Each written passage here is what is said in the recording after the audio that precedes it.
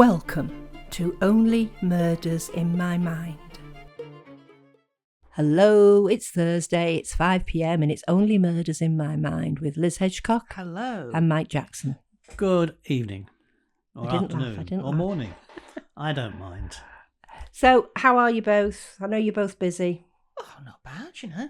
Yes, you've Getting got along. lots of things going on, haven't you? Certainly. Well, you know, I think we all have probably. Well, So, yes, yeah.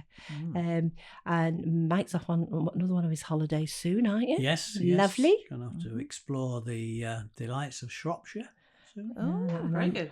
I'm off to one of my favourite places, Edinburgh. Go there at least once a year, if not more.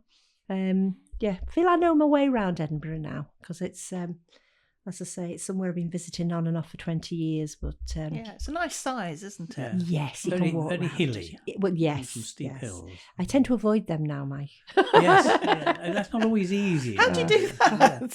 Stay on the flat bit. No, when you walk Ah. up towards Edinburgh Castle and you go through that windy road up to where all the shops are, it's like, give me an oxygen cylinder. I'll be fine when I get to the top. So, talking about a genteel city, we're going to talk about genteel detectives or gentleman detectives today, and there's quite a few of them in literature. There are. And they usually were British. This was a particular sort of theme in the Golden Age. Would you agree with that, Liz? Absolutely, I would agree with that, yeah. And they Often usually came from upper class. yeah, sorry, privileged background. Yeah. No, go on, privileged Mike. background. No, that's just that they often came from that privileged background, didn't it? Upper class background. Yeah, so not necessarily aristocrats, but No. certainly, you know, Yes, well educated, well-heeled, well yes, educated, yeah, yes. yeah. And I came over as being quite sophisticated, and sometimes that would just irritate the normal police because mainly the police came from just working class. Thank you. Backgrounds. Yeah. And these highfalutin people sticking their nose in didn't go down well. And we're talking fictional here. Yeah, it's surprising, isn't it? Because when you think of people like Hercule Poirot and Sherlock Holmes, they never seem to get paid for what they did. Yeah, I mean, that's one of the things that kind of irks me with Sherlock Holmes is like magnificent disregard for money. And you just think, well, how are you actually managing to live? Because you've got to pay rent to Mrs. Hudson, you know. Yeah. But I mean, the thing is, clearly he's got quite an education behind him, and he's an expert boxer. He can do things with a single stick, he can shoot, he can do this, that, and the other. So, he's clearly had an expensive education. So you have to assume there's some family money there. But they were almost running detective agencies, which weren't detective agencies. Yes. It wasn't a case of Consulting this is how much I detectives. charge per hour sort of thing. That was, money never gets mentioned. No. Well, it's one of the things with the Mrs. Hudson books I write where she is very concerned about where the money's coming from because, hers is the name on the lease. Yes. Yeah, she's got to pay the bills basically, hasn't When she? it comes down to it, it's down to her, and it's all very well, Sherlock being, doing the grand gesture and going, oh no, I only spent 15 minutes solving this, so there's no charge, and being, oh, that was good. I mean, everyone's going to love that, and they're all going to come and see me, and it's like, yeah, but if you don't charge them, Yes. that's not going to work, is it? Because Dr. Watson, and depending on which series you look at, it was still working as a doctor in some of them, wasn't he? I think Yes, he has a practice, Yes, definitely. So he'd be getting a salary, wouldn't he? That's the thing. But yeah, I always imagine that these people do it for fun. They do it to challenge their mental sort of gymnastics so that they can solve things And rather than money. it gives the author more freedom. Of course it does. Because doesn't if Sherlock had to take every case that came his way, he'd do a lot of, finding missing dogs, Yes. which, would be less exciting for us. But there is always the curious incident of the dog in the night time. I know that's got nothing to do with anything, but Well, it has, because that comes from Sherlock Holmes. does, doesn't it? Yeah. You can make a comparison here, can't you, to somebody like Cormorant Strike. Yeah. who is running a detective agency and will take jobs more or less on, anything. Yeah. anything on, and will take the mundane jobs on because Yeah. he is running an agency and he needs to make a living. But And I he think is actually listed in what As a I've gentleman got here detective. as a Oh, modern right. gentleman detective. Yeah. now I wouldn't have put him into that category. Well, because he's at the beginning of the series, he's always strapped for cash, and the detective agency is about to go under when they solve a big case, and as it goes forward, they do a lot of they're high profile, but they're mundane. They're like Lady so and so's getting them to follow her husband because she thinks he's having an affair. Yeah. So it's basic detective work, but it's obviously better paid detective work because they can they got to the point where they could pick and choose what cases they took. Yeah. I suppose it's depends on the age we live in, because if you were watching the Cormorant strike and you were thinking, hang on, he's doing all these jobs, where's he getting the money to pay the rent, etc., you'd start to disbelieve in the story. In some ways, it's a state of mind, isn't it? It is. The gentleman detective thing. I mean, the reasoning they're giving here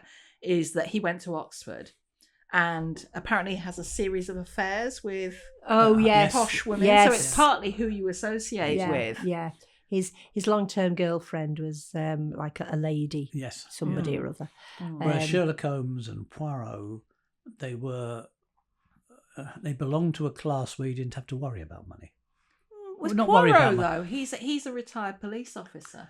He did get paid because his accountant secretary, Miss Lemon. Miss Lemon used to send out invoices to people Yes. for money. Yeah. But that was almost a side. Yeah, you didn't really talk about it. It kind of feels like the cases we read are the ones that he does between the bread and butter ones. Yes, Yeah. And again, And because he's retired, there's less of you have to solve this many crimes a week or else your boss will want a word. he just wanted something to stimulate the little grey cells, didn't he? He wanted something Absolutely, yes. interesting. Lord Peter Wimsey. Yeah, there's very a gentleman popular. detective, Yeah. yes. Yeah, I mean, he have a man. He would have It done. would have done. That had yes. a Did he have a butler. Batman? Did he have a Batman? Batman. Yeah, he had somebody, didn't he, that used to. Well, they do have characters, don't you? When you think Hercule had Hastings. Captain Hastings. Yes. Yeah. Sherlock had Watson. Yes. So that they usually do have somebody. Yeah. Well, I suppose like with anything, you kind of need your sidekick. Yeah. Your accomplice, the person that you kind of bounce stuff off so that everyone can see how smart you are. Cormorant Strike has got the lady. Robin. Yeah. Yeah. And then you've got Inspector Lindsay, who was a lord. I think he's a lord or a count. No, I think he's a lord. I think he's yes. But obviously he does. Scrolling. Apparently he's an earl. So An earl. he's even higher. There you go. But of course, it's interesting because he's in this position where his family don't really like him being in the police force because they want him to run the estate. He doesn't want to run the estate, so he wants to be a police officer. Yeah. The police officers he works with think that he's above himself because he's whatever he was, an earl. Yes. And I mean, that must be pretty unusual. Yes, it would be. Because I don't think policemen get paid that much. No. But so he was like in no man's land because his family didn't like him being a police officer. Other police officers didn't like him because of who he was. Yeah. And he had his sergeant, and whose name I can't remember now, who just accepted him. And she would tell him what she thought of him sometimes and got in trouble for it. Because she lived in a little flat in London looking after either a mum or a dad who was very ill. So, she had nothing, but she was a good detective. And they had this real good partnership between them. You used to look at it and used to think, oh, she loves him, but it never went anywhere. And he loved her, but not the way she loved him, if you know what I mean. It was one of those situations. That was just my opinion. So you've got that whole kind of sort of black sheep outsider thing going on, and an unrequited love, and nobody understands me but you. Yeah. Oh, great stuff. Yeah, it was. They had real good chemistry. The writer had got that right. Another one that was quoted, which I hadn't really thought about, was Inspector Morse. Oh, yeah. Because again of his education, as you said, because he was a very well educated. Did he drop out of Oxford or Cambridge? No, he. No, did he? Or did he? Yes, he did. What it says here is he, Inspector Morse, won a scholarship to Oxford, then subsequently failed. Ah, right. So, but he was so well read. and and he listened to beautiful music, and he could quote things, and again, he seemed to be a very, very clever man. So they had him down when I sort of said, give me a list of gentlemen detectives, and I thought, yes, he does fit into that category rather nicely, really, doesn't he? Well, I hadn't realised, but I think I've done one. Which one? Fraser Hamilton. Oh yes, yeah, because he's a police officer. He is. He's an inspector, but he's also the youngest son of a Scottish baron. He is. Quite an impoverished Scottish baron. So Yes. it was a case of, well, you younger ones, you're going to have to go out to work. But Maisie's family thought that was great, though, didn't they? I think they were just relieved, frankly. I mean, first of all, they thought she was marrying a policeman, that didn't go your down very standard well. Bobby, and they weren't chuffed about that. But yeah, when they found out he was he was nobility, potentially an honourable. Yes, so yeah, that was okay. that was all right. Yeah. With a country seat. Yes, yeah, pile in the country. An old drafty country seat, but you take what you can get. Yeah. I'm just trying to think of any others that spring to mind that you could put into that genre. Adam Dalgleish. I'm just looking here and yeah. So do you two read or watch much about gentlemen detectives? I mean, these are the kind of things that are made for a Sunday night. Yeah, well, an early Sunday evening adaptation, aren't they? I like the Lindsay series because of that sort of conflict between, as I say, his family and his job, which he absolutely loves. And every now and again, he does get I'm saying this, so it must be true type of above his station, if you like, and rubs everybody up the wrong way. But of course, he's very good at his job, and he tends to solve puzzles really well. But yeah, that's one I've watched. Of course, most of us have watched Inspector Morse at some point, I think. Have you watched it? You couldn't escape it. No, you couldn't. It was on everywhere, wasn't it? Oh, yeah. Well, I mean, I think I was living at home when Morse was on. So, of course, my parents watched it. And with one TV in the house, that was what you watched. Well, that's what we did. Didn't we? We sat... Now, the spin-off from Morse, which was... Oh, Endeavour. No, that was a prequel. I know it was afterwards. Oh. The one where his sergeant ended up being the inspector. Lewis. Now, his sergeant would probably fall into this because he was educated at either Cambridge or Oxford, and he'd done theology. He was training to be a priest. It was almost as though they changed roles, It isn't was. it? Because Morse was the intellectual one with Lewis, and then when Lewis became the inspector, it almost his sidekick needed to be the opposite, the intellectual one again. Yeah, and he was very well read, and he would quote people and all the rest of it. And it was this thing. He was going to be a priest, but now he's a police officer. What went wrong there? That type of thing. Yeah, they're quite different professions. I would have thought, yeah. Dempsey and Makepeace. Do you remember Dempsey and Makepeace? Yeah, just about. Yeah. I'm just trying. Apparently, Harriet Makepeace, one of the two characters, was the well-schooled daughter of Lord Winfield and Lady Harriet. I do remember her being rather posh in the adaptation, and then Michael, someone was Dempsey, and he was more, rough and ready. And I think he had an American accent, so it was kind of a bit like, remember Press Gang back in the day? You'd have like Julia Sawalha being all, a bit, hoity-toity, and then you have Dexter Fletcher being an American and like, whatever, rah, rah, rah, So, have you ever watched Glass Onion? As in yes. film? Yeah. Oh, yes. I love those films. That's brilliant. Benoit Blanc. Oh, yeah. Described as the last of the gentleman sleuths. Oh, I absolutely get that, because he is a snappy dresser. Yes. And he sounds like Foghorn Leghorn. He's great. Yeah, those films are absolutely I can't wait for brilliant. number 3. What's the other one? Yeah, there's another one, yeah. Glass Onion, I've seen. Wake Up Dead Man. Oh, right. Knives Out is the first one. Yes, we like that I remember my younger one watching it and just being absolutely blown away by it. I think he was watching it like, once a day from then. I think we need to watch The Glass Onion again. It's a long time since we watched it when it first came out, and I've not seen it since. Well, maybe we need a podcast outing to see number 3 then. So. Yeah, definitely. We're still waiting for the Thursday Murder Club. We are, yes. And I keep seeing things on social media about it's coming out this year, but that's... Well, they seem to know who all the characters are. Well, I think the trailer's out now. Yeah. So, because like you, there's different characters come on. I've got never put him as that, or never put her as that, so it remains to be seen. I'm looking forward to it, though. been a big fan of that type of thing. Yeah. Oh, an interesting gentleman detective is Albert Campion. Oh yes, yes. So did Peter Davison play him? I think he did. Yes. Back in the day. I know this is like, Yeah. But apparently he started off as a parody of Peter Wimsey. Ah, right. Well, that makes sense then, doesn't it? Yeah, but the interesting thing was Albert Campion isn't his real name. Oh, right. What is it? Does it say? I think we find out at some point in the series that his real name is something else completely. I won't give it away because, but yeah, all we know about him is it was born in 1900 into a prominent British aristocratic family. So he was educated at Rugby and then went to Cambridge.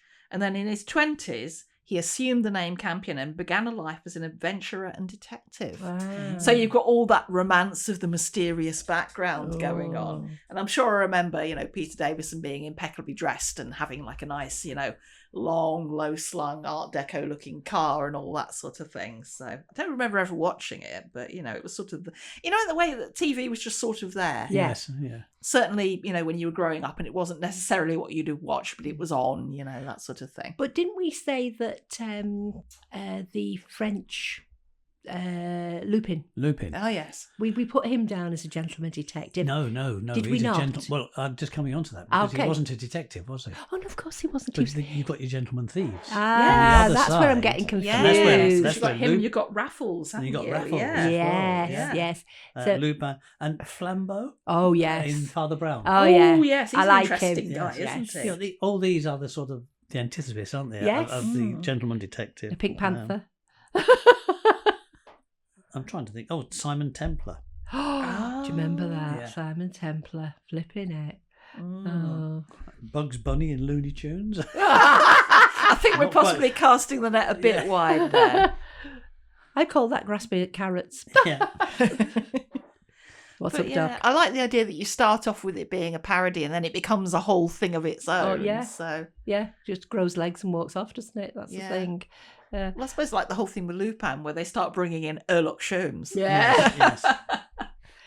But the reason that we like this sort of thing is because they feel slightly untouchable, don't they, because of who they are. We feel that they can get away with investigating things in a different way because they've got Yes. connections. Potentially as well, you've got that tension between them and their colleagues. Yeah. Or their supposed colleagues, but there's always going to be a distance there. Yeah. So, I think yeah. the other thing about the gentleman thieves, going back to the gentleman thieves, is that they always seem to be thieving for a Good cause. good cause. Yeah. A bit like Robin Hood. Yes. Yeah. Or they're thieving from someone who, frankly, won't miss Well, it anyway. yeah. So it'll Yeah. be like, a famous diamond that they acquired through some sort of shady deal. And Yeah. actually, it's probably better that they don't have it so we Yeah. can kind of be okay with it. Yeah. But as I say, there is a fascination, and I'm sure it's something that will. Yeah. It's interesting when you said about Strike because I would never have put him in that. But you're right; it's who he knocks about with. Yeah, it's his background. His yeah. father is a very famous rock star, rock star. even though they don't talk to each other. So that straight away puts him in a different sort of viewpoint to people. That he's got this famous rock star, so. He must have loads of money. And the fact that he lives in a tiny, tiny little flat over his detective agency and has no wish to, expand and go and buy a flat or anything is... It's but you see he's ex-army, so he's used to like sleeping on a little camp bed. Yeah. I mean, if you think of Sherlock Holmes, he doesn't own his own place. No. He rents No. rooms No, yeah, with a roomie. yeah, So, yeah. I mean, he had to take on Watson because he couldn't have afforded the rent. Mm-hmm. So that's the. I mean, was that in the initial story? Was that part of the initial? I need somebody. Was it? Did he need a companion because he wanted to do the work he did, or did he need a companion because he needed rent? Do we know that? Because I know that's what's inferred in the Sherlock series. Yes, that comes across very clearly in the obviously very first one. Not an Sherlock. elementary. That's a completely different reason. He's Yeah. got Dr. Watson with him. Yeah. No, I think it starts off with, Stamford who's a mate of Watson saying, "Oh, I know a man, and you're looking for lodgings, and he's looking for someone to share digs with because he's found somewhere he likes, but he needs someone to come in with him." So, it's not you're the ideal person to share with. It's definitely a matter of utility, and they happen to get on really well. Yeah. So Well, I think Watson tolerates Holmes like nobody else will. And then that friendship grows, doesn't it? But he's definitely a gentleman detective, isn't he, Sherlock Holmes? Have you noticed that nearly all the gentleman detectives that we've talked about and the gentleman thieves, we haven't talked to anybody about any gentle lady detectives? No, that's true. Well, female detectives weren't such a thing. No, they weren't. They weren't. No, it was seen as a gentleman's, a male. When we're honest about it, it's only over the last 20 years that female police officers, have been taking prominent places within the force. So who are our modern day lady detectives? Well, Wen isn't she? Yeah. Or from an entitled background. From a title background. Well, I've got Maisie. Yes. Yeah, she's and from I've got entitled background. Custer and Fleet. Yes. Certainly Connie is, and Catherine to a degree, because she's not earning a great deal of money, but she has a pretty, good background. Yeah. Yeah. Her father's an adventurer, which she couldn't really do on no cash back then, Yeah. But It's you difficult don't to see think, many. isn't it? No. No, you don't see many. And again, lady thieves who are, have a code of honour and I can only think of Catwoman. stealing from the rich to give to the poor. Yeah, there's a missing. I wonder why. I wonder why nobody's thought. Well, it's all been done back in the time with men. Why can't we have the same series of stories? And you do see the odd series on things like Netflix and that where there's we're going back probably to there's one I'm thinking of I think it's in the 20s or 30s and it's a very well dressed lady, but I can't remember what it's called, but because I've never watched it. But she is a detective and she's got wasn't there the one the something magnificent detective agency? Oh, there's it was the South African lady. Oh, Madame Ramots. No. It was It was something Lady Detective Agency, wasn't it? Agency. Number One Ladies Detective. That's yes, it. That's the one. Oh, is that Alexander McCall? Yes, it is. Set in South Africa. Yeah. So, and that's the one I think. Yeah. Even though we don't fall into that, where we've got individual female detectives, because you're right. There's a niche there, isn't there? Yes. Yeah. Well, I think that's the thing. You see more of this from independent authors. Yes, you're quite right. Because there's Verity Bright, right? She's writing the Lady Someone mysteries. So, but we have have presumably an appetite for it. But there is a lot of senior female officers in fictional television now.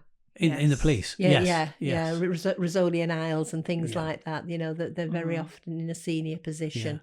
Yeah. So why didn't we get those in the golden age? I wonder if it's about female autonomy. I think it probably was. Would a reader have actually believed that a woman could go off and do all that stuff on her own? You did get the odd one because there was the lady thief that Hercule Poirot became very attached to. Oh, the Countess. The Countess. Yes. Yeah, she was written in well, wasn't she? Yes. But she was sort of one-off and then hinted at other times. Yeah. I mean, also she'd have had a maid and stuff like that. So. Yeah. But she was never. I mean, Agatha Christie never thought, oh, here's a minor character that could become a major character in another series of books, did she? I mean, I suppose the thing is as well, she would have operated in a sort of a country house environment. Yes. So it's a bit different from, for example, Sherlock Holmes going into an opium den. You wouldn't expect No. to do that. I was going to say there was another one that popped into my head then, but it's popped out again.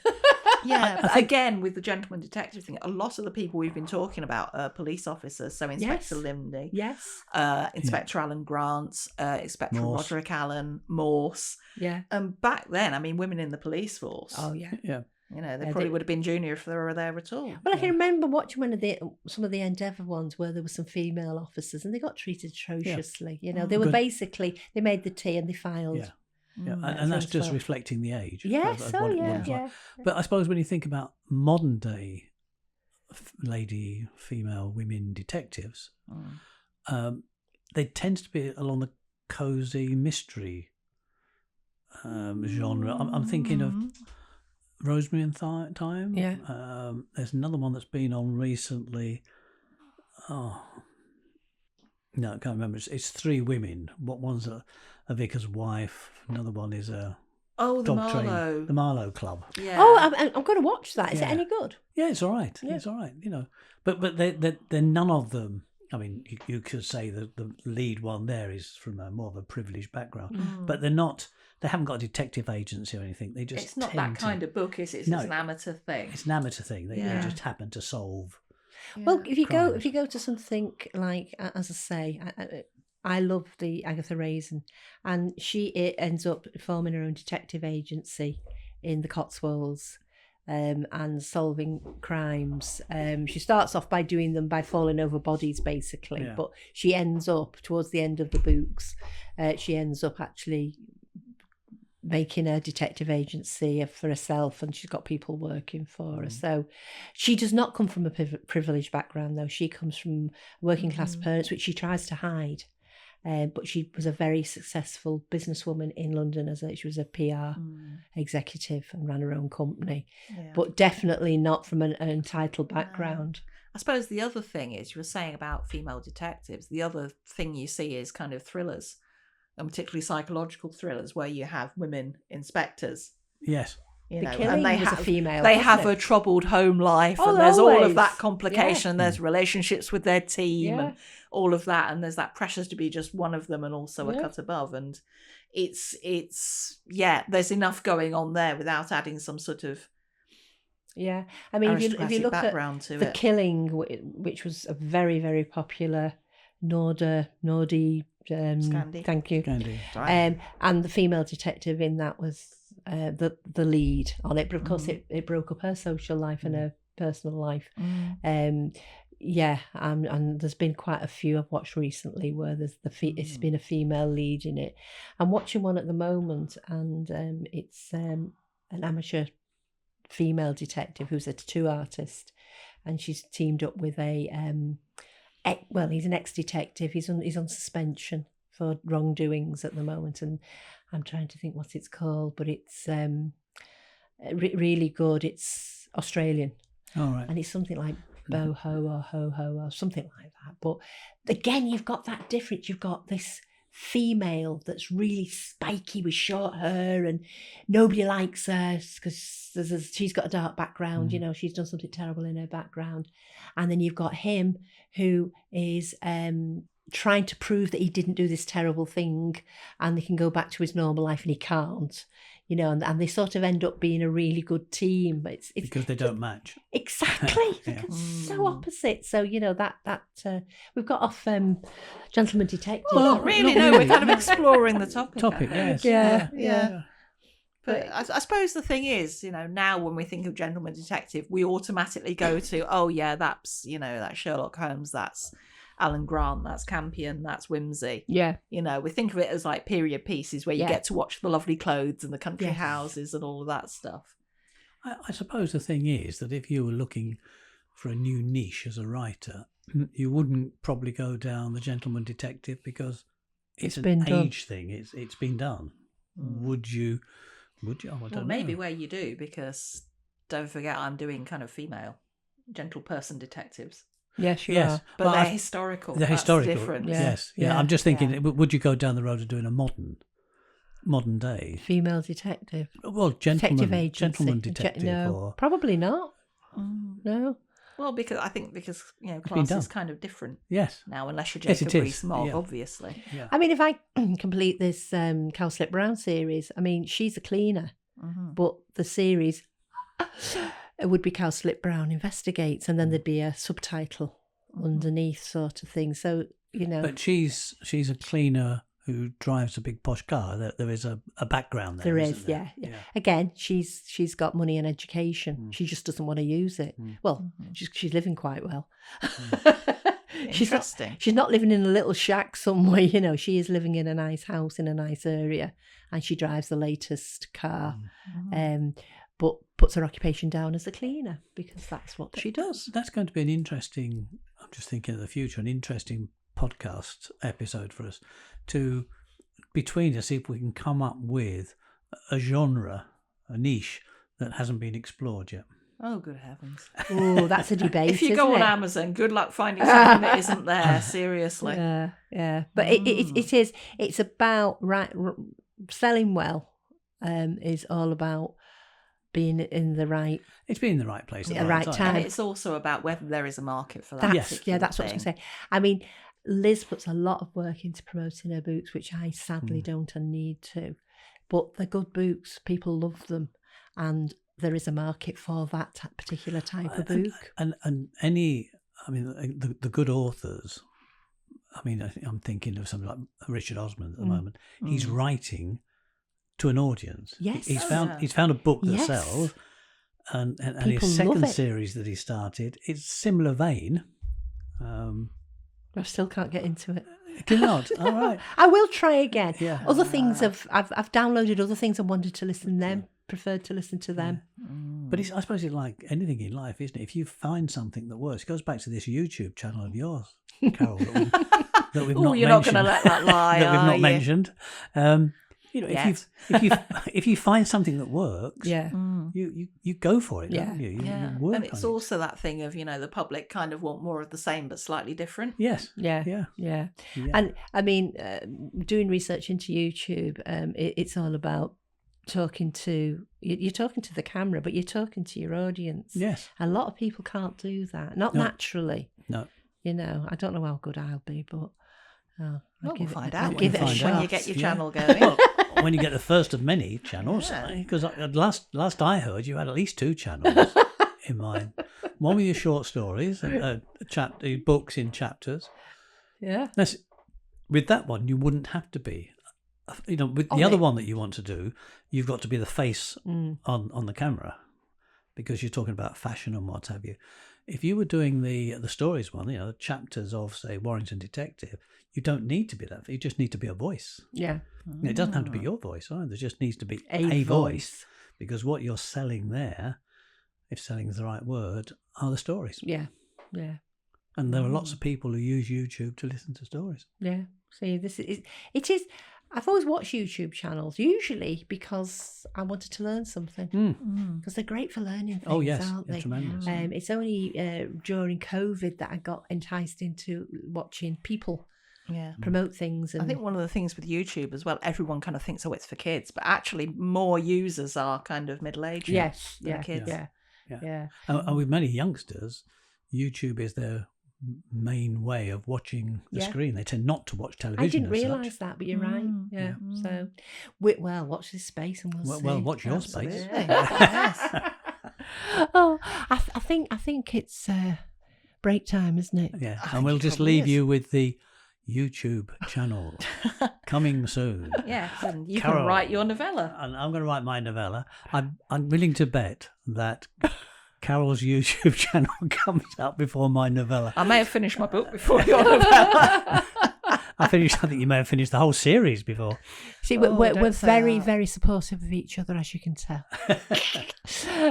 Right, anyway, thank you so much for listening, and I hope you've enjoyed this episode. Tell your friends, press subscribe, all those sorts of things. This is why I probably won't be very good with YouTube. I'll be going, those things you're supposed to do. But we'll be back again next Thursday with a new episode, so bye for now. You have been listening to Only Murders in My Mind, a Random Thought production, produced by John Bissett. The music in Peril was composed and recorded by OM Studio Strings.